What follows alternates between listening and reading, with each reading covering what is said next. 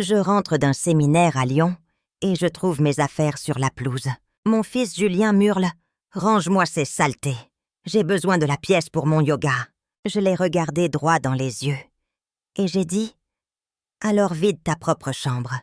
Parce que cette maison est à moi. » Il s'est figé. Il était temps de montrer qui commande ici. Je m'appelle Christine, j'ai 65 ans. Je pensais avoir tout vu, toutes les façons qu'un fils peut avoir de briser le cœur de sa mère. J'avais tort. Le moteur du taxi claquait encore quand j'ai posé le pied dans ma propre allée. À Neuilly.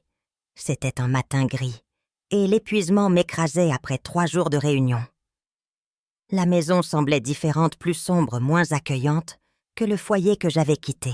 C'est en contournant la maison vers l'entrée que je les ai vus.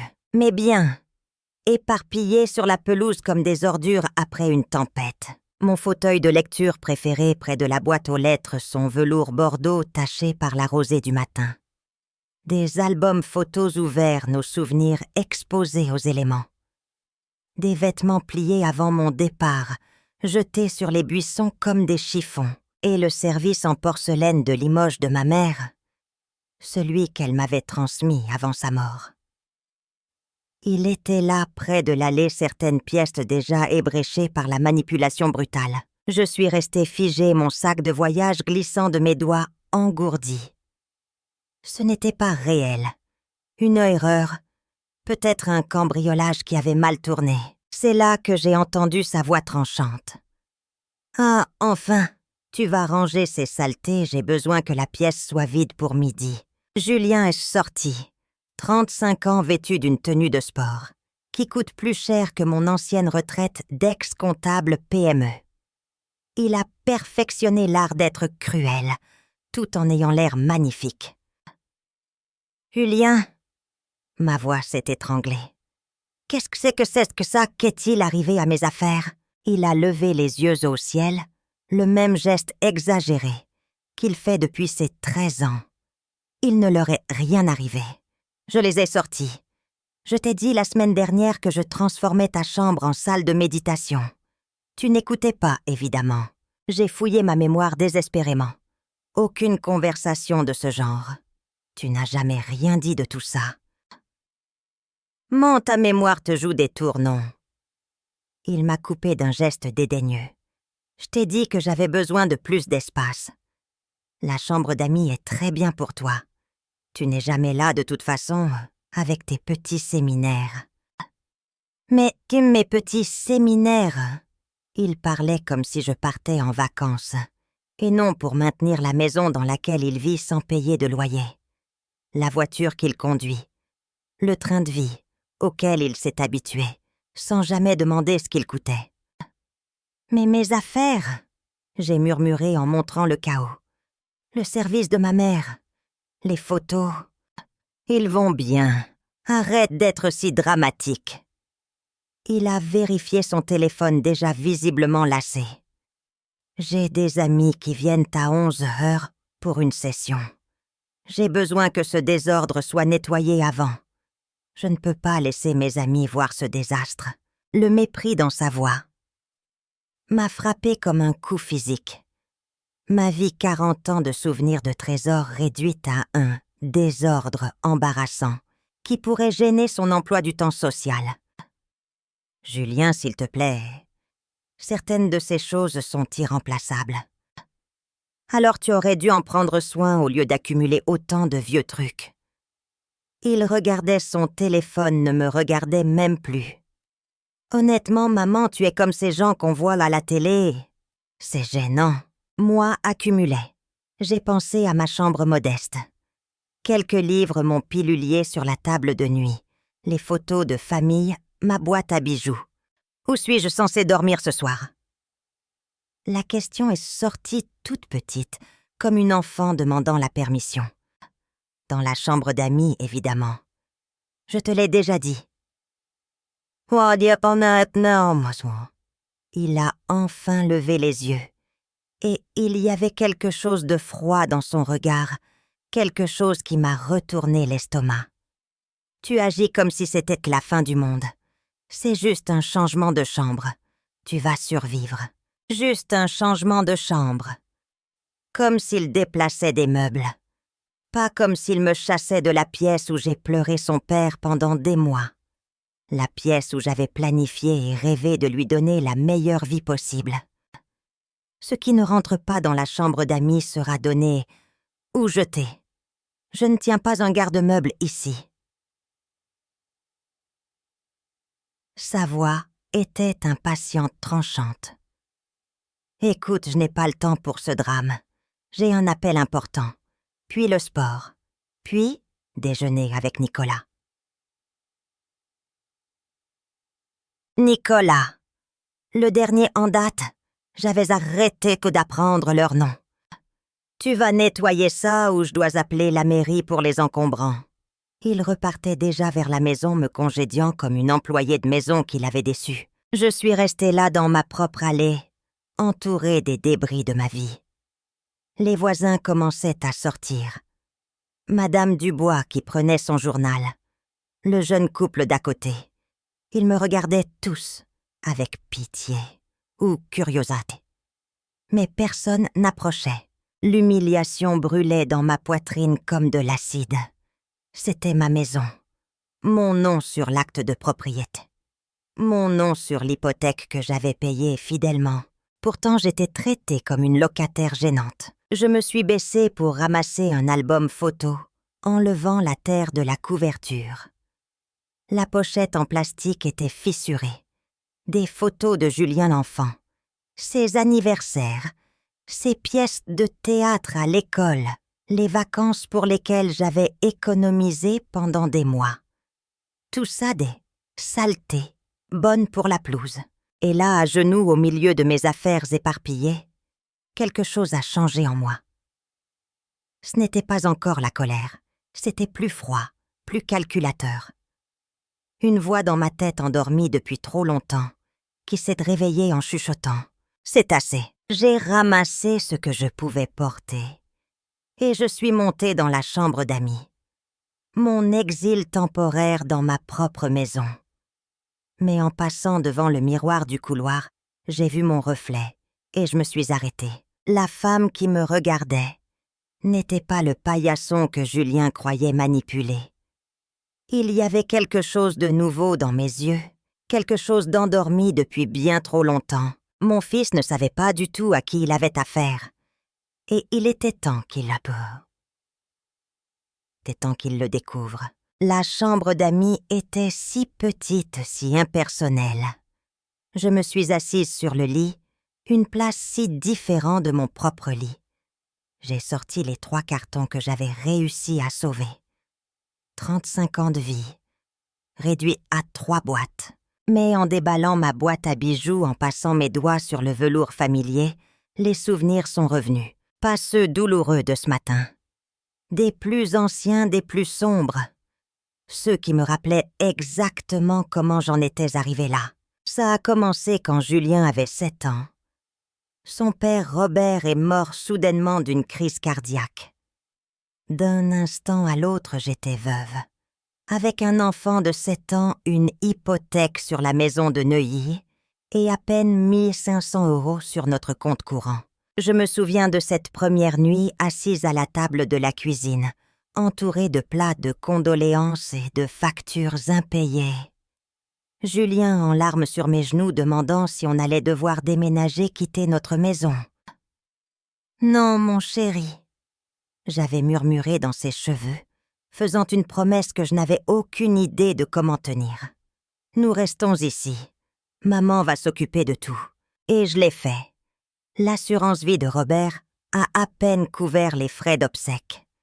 J'étais ex-comptable dans une PME, je savais faire travailler l'argent, mais il n'y en avait presque plus. J'ai vendu ma voiture. J'ai arrêté d'acheter quoi que ce soit pour moi. J'ai appris à couper les cheveux de Julien moi-même. Mais je ne l'ai jamais laissé me voir pleurer devant les factures EDF ou s'inquiéter de savoir d'où viendrait sa prochaine paire de chaussures.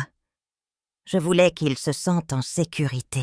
C'était peut-être ma première erreur. Quand il a voulu intégrer une grande école de commerce privé, j'ai hypothéqué la maison pour payer les frais de scolarité exorbitants. Quand il a décidé de tout plaquer en 3e année pour devenir influenceur, je n'ai pas discuté. J'ai juste retardé mes propres cotisations retraite.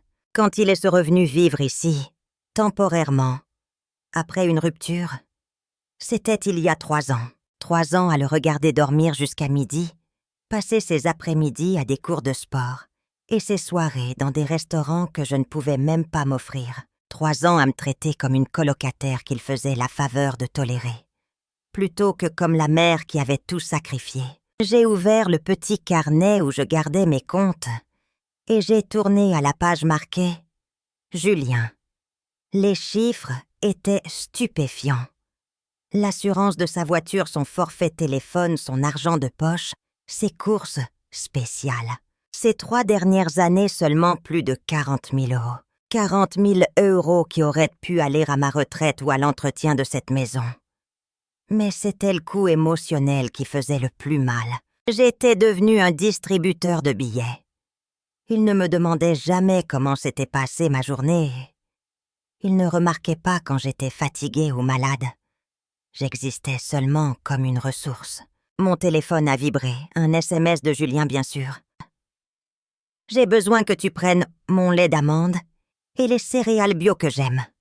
Aussi Nicolas m'emmène faire du shopping demain. J'aurai besoin de la carte bleue. Merci. » Pas une demande.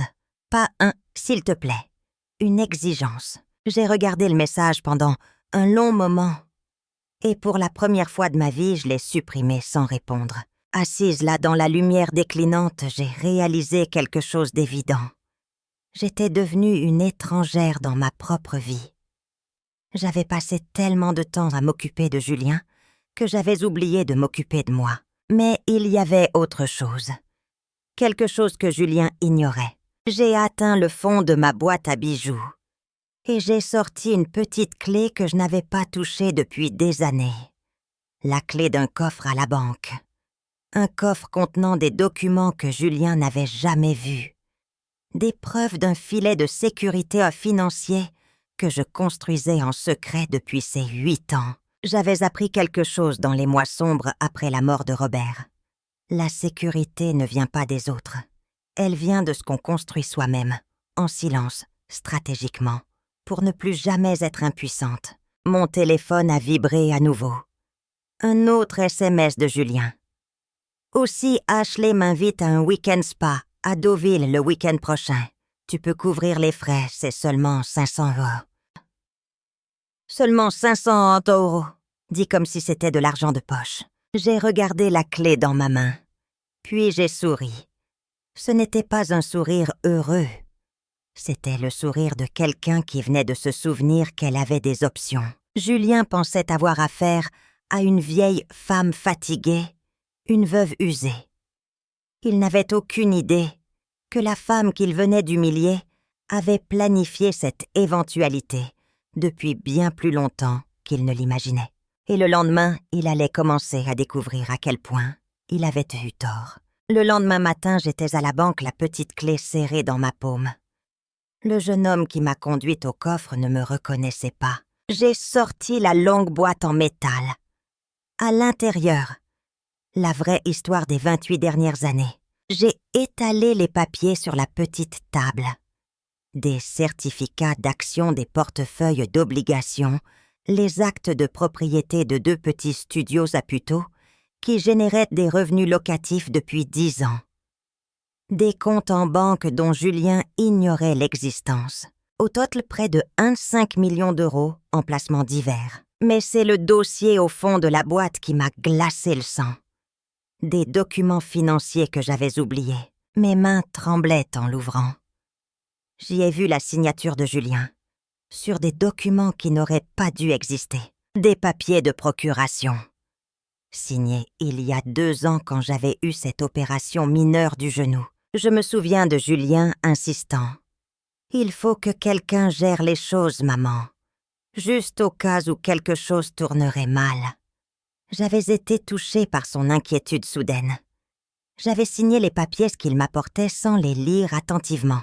J'avais été une idiote. La procuration était bien plus large que je ne le pensais. Elle lui donnait accès à mon compte courant principal. la possibilité de prendre des décisions médicales et le plus effrayant de tout l'autorité de gérer mes affaires financières en cas d'incapacité mentale.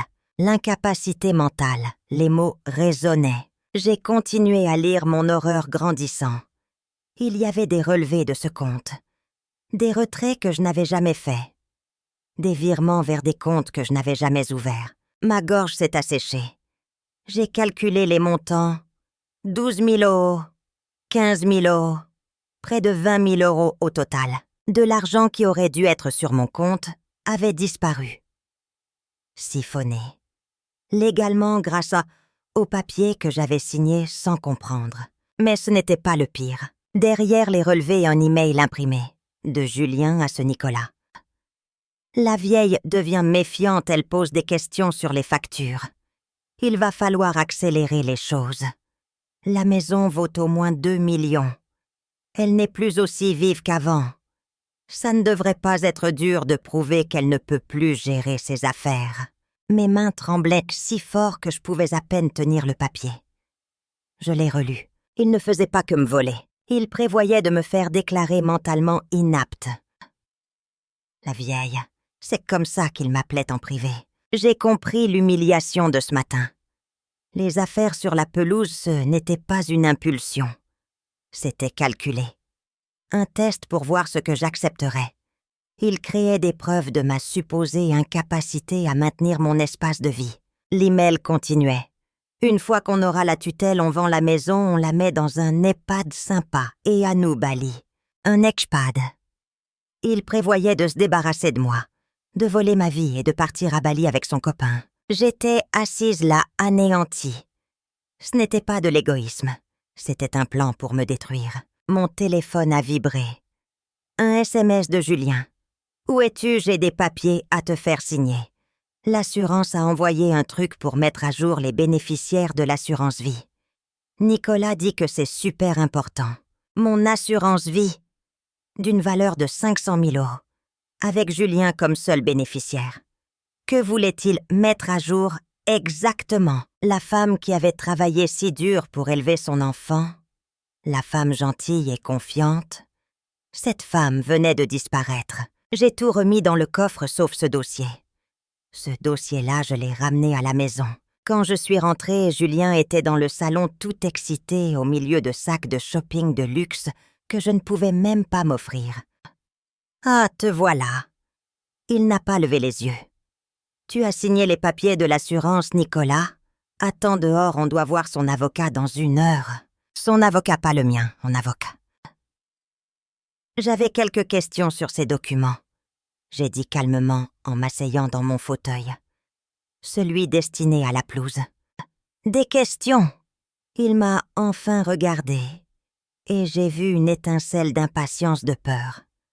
Quel genre de questions? Nicolas travaille dans la finance, il s'y connaît. Il essaie juste d'aider. C'est très attentionné. Dis-moi, Julien, pendant que Nicolas m'aidait avec mes finances, avez-vous discuté d'autres choses? La valeur de ma maison peut-être, mes autres investissements. Il est devenu blême. Il a lâché ses achats. Maman, qu'est-ce que tu insinues? Tu es vraiment bizarre. J'insinue que je suis allée à la banque aujourd'hui. J'ai ouvert le dossier que je portais. J'ai eu accès à mon coffre. Une expérience très éducative. La couleur a quitté son visage si vite que j'ai cru qu'il allait s'évanouir. J'ai trouvé des documents intéressants. J'ai sorti les relevés de compte montrant les retraits. De l'argent qui quitte mon compte depuis 18 mois. Près de 20 000 €, Julien. C'est le montant que tu m'as volé. Avec cette procuration que tu m'as fait signer. Il a commencé à pleurer. Enfin, à faire semblant. Pas de vraies larmes. Je ne volais pas. Sa voix est devenue gagnarde. J'empruntais. J'allais tout te rembourser. Emprunter exige une permission. Prendre de l'argent sans permission, ça s'appelle du vol. J'ai sorti l'email imprimé. Mais le vol est le cadet de tes soucis, n'est-ce pas? Ses yeux se sont écarquillés quand il a vu l'email. Et cette fois, la peur était réelle. Où as-tu eu ça? La vieille devient méfiante. Maître dans un EHPAD. À nous, Bali. Je l'ai regardé froidement. Oui, j'ai lu toute la conversation. Tu prévoyais de me faire interner pour voler ma maison. Le masque est tombé. Complètement. Et alors? Sa voix était plate sans émotion. Et alors tu as 65 ans, maman. Tu ne rajeunis pas. Au moins comme ça, tu serais prise en charge dans un bon établissement. L'horreur de sa cruauté m'a coupé le souffle. Prise en charge avec mon argent. Après que tu m'aies tout pris, il a haussé les épaules. Il a vraiment haussé les épaules. Tu ne peux pas l'emporter avec toi quand tu mourras. Au moins comme ça, il irait à quelqu'un qui peut vraiment en profiter. Nicolas et moi, on a des projets, de vrais projets. On ne va pas gâcher nos vies à travailler dans des jobs sans intérêt. Sa voix devenait plus forte. Il se justifiait. On mérite mieux que ça. Mériter, j'ai répété. Et qu'as-tu fait exactement pour mériter l'argent de toute ma vie? Je t'ai supporté pendant 35 ans. Il criait, presque ses yeux brillants de colère. Tu as une idée de ce que c'était de t'avoir comme mère, toujours à travailler, toujours fatiguée, toujours inquiète pour l'argent, jamais amusante, jamais d'aventure, juste des factures et des leçons de morale. Je le regardais stupéfaite. J'ai travaillé pour te garder dans cette maison après la mort de ton père. J'ai tout sacrifié pour que tu aies une maison stable. Tes sacrifices! Il a ricané en levant les yeux au ciel. C'est tout ce dont tu parles. Tes sacrifices, ton travail acharné. Ça ne t'est jamais venu à l'esprit que je n'avais rien demandé de tout ça? Que j'aurais préféré une mère qui soit réellement présente. Les mots m'ont frappé. Tous mes choix, toutes mes nuits blanches, tout ça rejeté comme de l'égoïsme.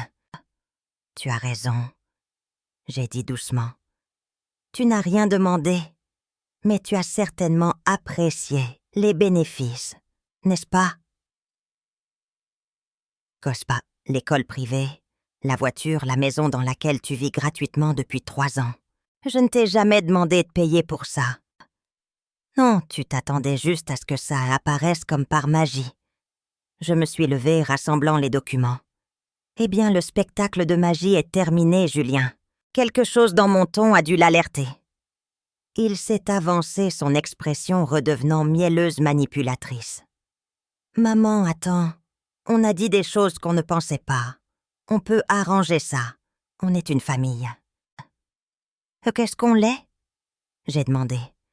Les familles ne complotent pas pour s'enfermer les unes les autres dans des EHPAD. Je n'aurais jamais fait ça. C'était Nicolas.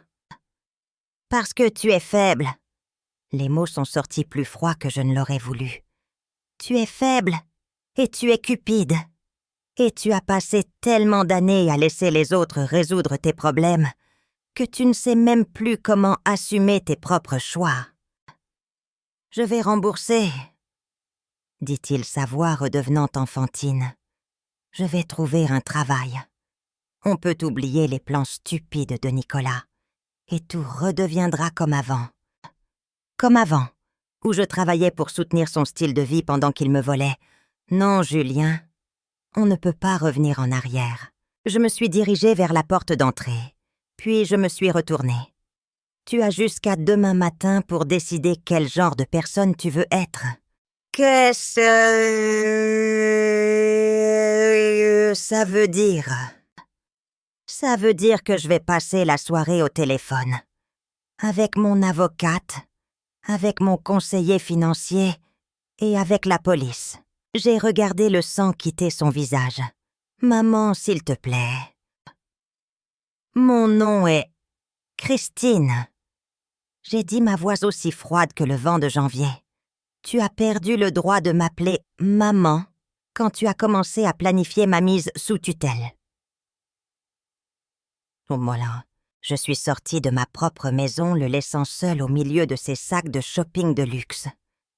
Pour la première fois de sa vie, il allait devoir trouver comment résoudre ses propres problèmes. J'ai passé cette nuit à l'hôtel à passer les appels les plus importants de ma vie.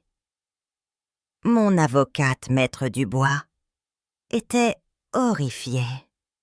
Christine, c'est de l'abus de faiblesse. C'est criminel, comment voulez-vous procéder? Je veux lui donner une chance, j'ai dit en regardant les lumières de la ville. Une chance de faire ce qui est juste. S'il ne la saisit pas, alors nous irons jusqu'au bout. Le lendemain matin, je suis rentrée à la maison. Julien faisait les 100 pas dans le salon. Il avait pleuré pour de vrai cette fois, à en juger par ses yeux bouffis. Nicolas avait disparu, bien sûr. « Maman !» dit-il dès que j'ai franchi la porte. « Dieu merci, tu es là. J'ai réfléchi toute la nuit. Tu as raison, surtout. J'ai eu tort et je veux arranger ça. Je n'ai rien dit. J'ai marché jusqu'à la cuisine pour me faire un café. Il m'a suivi comme un enfant pris en faute. J'ai rompu avec Nicolas, continua-t-il. Je lui ai dit que ses plans étaient fous. Je sais que j'ai pris de l'argent et je sais que c'était mal. Je vais tout rembourser. Je vais trouver un travail aujourd'hui même. La cafetière a commencé à gargouiller. Je me suis retournée pour lui faire face. Comment quoi? Comment vas-tu rembourser 20 000 €? Tu n'as pas de travail, pas d'économie. Tu n'as jamais gardé un emploi plus de 6 mois. Explique-moi ton plan. Il a cligné des yeux n'ayant visiblement pas réfléchi si loin. Je trouverai quelque chose. La vente. Ou je pourrais être prof de yoga. Un vendeur débutant gagne le SMIC. À ce rythme, il te faudra 30 ans pour me rembourser. J'ai vu la couleur quitter son visage. Je pourrais vivre ici en attendant, dit-il désespérément. Je ne te ferai pas payer de loyer ou quoi que ce soit. Tu n'as pas payé de loyer depuis 3 ans. Cela fait 48 000 € supplémentaires que tu me dois. Sa bouche s'est ouverte. Me faire payer un loyer, je suis ton fils. Et voilà. L'égoïsme enfin exposé. Oui, Julien, tu es mon fils, pas mon enfant à charge. Et cela nous amène à la vraie question. Quelle question? Es-tu réellement désolé de ce que tu as fait? Ou es-tu juste désolé de t'être fait prendre? J'ai vu les rouages tourner dans sa tête calculant la bonne réponse. Et ce calcul m'a tout dit. Je suis désolé, a-t-il finalement dit, mais ses yeux fuyaillèrent les miens. Je sais que c'était mal de prendre ton argent. J'étais confus. Je te crois, ai-je dit. Et j'ai vu le soulagement l'inonder. C'est pourquoi j'ai décidé de te donner une chance de prouver ta sincérité. Merci, maman, merci. J'ai organisé une réunion de famille ce soir, à 19 h. J'ai invité des gens qui se soucient de notre famille pour être témoins de tes excuses et de ton engagement à réparer les choses. Une réunion de famille. L'incertitude revenait. Qui? Ta tante Agnès pour commencer. Et mon avocate Maître Dubois. Et l'inspecteur Martin de la police de Neuilly. Julien est devenu livide. La police, pourquoi la police? Parce que ce que tu as fait est un crime, chéri. Abus de faiblesse, tentative d'escroquerie. L'inspecteur est là pour être témoin de ta confession et de ton engagement à la restitution. Si tu es sincère, tu n'auras aucun problème à admettre ce que tu as fait devant eux. Mais si j'avoue à un policier, tu prendras tes responsabilités comme un adulte. J'ai posé ma tasse de café, à moins bien sûr que tu ne sois pas réellement désolé. C'est du chantage, tu me forces à m'incriminer. Je ne te force à rien. Je te donne une opportunité de prendre tes responsabilités. La réunion est à 19 h. Si tu es là, je saurai que tu veux arranger les choses. Si tu n'es pas là, je saurai que tu as choisi de régler ça via le système judiciaire. Et si j'avoue que se passe-t-il, alors nous établirons un plan de remboursement. J'ai fait une pause. Et tu devras trouver un autre endroit où vivre dès ce soir. Ce soir, mais où suis-je sans Calais? Ce n'est plus mon problème, Julien. Tu as 35 ans. Il est temps que tu apprennes à résoudre tes propres problèmes. Je l'ai laissé dans la cuisine, son visage un masque de panique. À 18h30, ma sœur Agnès est arrivée le visage dur. À 18h, 45 maîtres Dubois et l'inspecteur Martin sont arrivés. À 19h exactement, Julien est descendu. Il avait mis un costume sobre. Il avait l'air jeune vulnérable. Une apparence soigneusement choisie. Mais quand il a vu l'assemblée qui l'attendait, son pas a faibli. Ce n'était pas une discussion familiale, c'était un tribunal. « Bonsoir, Julien », dit l'inspecteur Martin.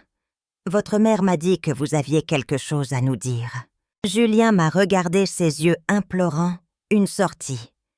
J'ai détourné le regard.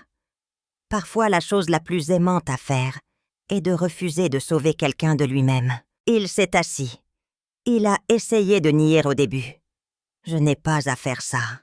« Vous avez raison, » j'ai dit calmement. « Vous pouvez partir. Et demain matin, l'inspecteur Martin reviendra avec un mandat d'arrêt. Votre choix. Il est resta. »« Avez-vous pris cet argent ?» a demandé l'inspecteur. Julien a hésité. « Oui, mais j'avais la procuration. »« Pour des week-ends au spa ?» a demandé Agnès. « Et ces emails ?» a demandé maître Dubois. « Ou vous parlez de mettre votre mère en EHPAD et de partir à Bali ?» Julien a craqué. Il a tout avoué. Le vol, les 20 000 € le plan avec Nicolas, la tentative sur l'assurance vie. Quand il a fini, l'inspecteur Martin a éteint son dictaphone. « Monsieur, vous êtes en état d'arrestation pour abus de faiblesse et tentative d'escroquerie. »« Quoi ?» Julien s'est levé d'un bond. « Mais vous avez dit... Maman, tu as dit que si j'avouais... » « J'ai dit que si tu avouais, nous réglerions la restitution. » Ai-je corrigé. Je n'ai jamais dit qu'il n'y aurait pas de conséquences légales. Alors qu'il lui passait les menottes, il m'a fusillé du regard avec une haine pure. « C'est toi qui as fait ça. Tu m'as piégé. »« Oui, » ai-je dit simplement. « Mais je suis ton fils. Comment as-tu pu faire arrêter ton propre fils ? J'ai regardé cet homme que j'avais mis au monde. Cet étranger qui avait planifié ma destruction. Que tu as cessé d'être mon fils le moment où tu as décidé que je valais plus pour toi, internée que vivante. Ils l'ont emmenée. Et pour la première fois depuis des années, je me suis sentie légère. 6 mois plus tard. J'étais assise dans mon nouveau salon. J'ai vendu la maison de Neuilly. Je vis maintenant dans un bel appartement sur l'avenue juste de la bonne taille pour une personne. Julien a plaidé coupable pour éviter une peine plus lourde. Il a eu 2 ans de sursis avec mise à l'épreuve et l'obligation de me rembourser l'intégralité des 20 000 €. Il travaille 2 jobs au salaire minimum et vit dans un studio de l'autre côté de la ville. Nous ne nous sommes pas parlé depuis le procès. Ma sœur Agnès m'a dit qu'il racontait à tout le monde que j'étais une mère cruelle et vindicative, qui avait détruit sa vie. J'ai passé ces 6 mois à me redécouvrir. J'ai pris des cours de peinture. J'ai rejoint un club de lecture. J'ai fait ce voyage en Italie dont je rêvais. Je me suis fait de nouveaux amis. Mon téléphone a sonné, numéro inconnu. « Non !» La voix de Julien était petite incertaine. « C'est moi !» ai-je dit sans rien ajouter.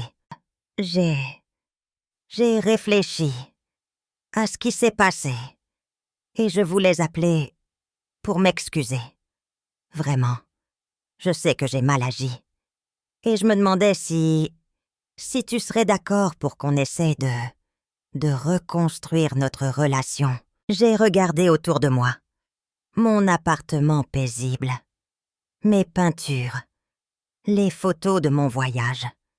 J'ai pensé à la femme que j'étais devenue quand j'ai arrêté d'essayer de sauver quelqu'un qui ne voulait pas être sauvé. « Julien, » j'ai dit doucement, « je te pardonne, vraiment. Mais je n'ai plus confiance en toi, et je ne pense pas que je l'aurai un jour. Mais j'ai changé. J'ai appris ma leçon, j'ai un travail, je me débrouille. J'en suis sincèrement heureuse pour toi. J'espère que tu te construiras une belle vie. Mais tu ne me donnes pas une autre chance. J'ai été silencieuse un long moment. J'ai pensé à toutes les chances que je lui avais données. Des milliers. Je t'ai donné 35 ans de chance, Julien. J'en ai 66 maintenant. Je n'ai pas 35 autres années à te donner. Alors c'est tout. Sa voix s'est brisée. Tu me rayes de ta vie pour toujours. Je choisis de vivre le reste de ma vie, entourée de gens qui m'apprécient pour qui je suis pas, pour ce que je peux leur donner. J'espère qu'un jour tu comprendras la différence. J'ai raccroché avant qu'il ne puisse répondre. Dehors, les lumières de la ville s'allumaient. J'ai pris mon livre et je me suis installée dans mon fauteuil. Mon fauteuil. Dans mon espace. Entourée de ma paix. L'homme qui avait jeté mes affaires sur la pelouse comme des ordures. Payait enfin ses propres affaires. Travaillait pour sa propre nourriture. Résolvait ses propres problèmes. Il m'avait fallu 66 ans. Mais j'avais enfin appris la leçon la plus importante. Parfois, le plus grand acte d'amour est de laisser quelqu'un faire face aux conséquences de ses choix. Et parfois, le plus beau cadeau qu'on puisse se faire. C'est la liberté de s'éloigner des gens qui confondent votre gentillesse avec de la faiblesse. J'ai ouvert mon livre et j'ai commencé à lire. Maintenant, j'aimerais savoir ce que vous en pensez. Qu'auriez-vous fait à ma place?